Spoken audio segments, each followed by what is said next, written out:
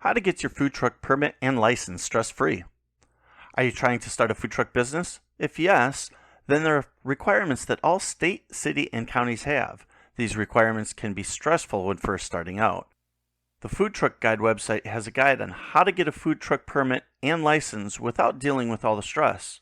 However, to explain, a food truck permit and license must be obtained before you can consider putting your truck on the road. The food truck permit and license required for your food truck business can vary for each city, county, and state in the United States.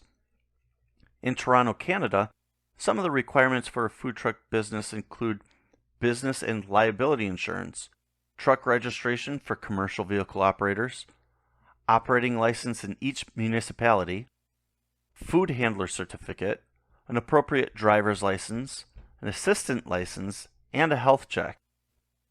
In the U.S., the food truck permit can cost anywhere between $50 and $100 depending on the location. Local health departments want to make sure you and your new food truck meet local standards. To ensure this, the health department will specify certain technical requirements for your food truck. These requirements vary from location to location. They want to check that your mobile kitchen complies with all local health codes like fire certificate and a commissary license. You can read our full article on how to get a food truck permit and license stress-free from the link in the description below.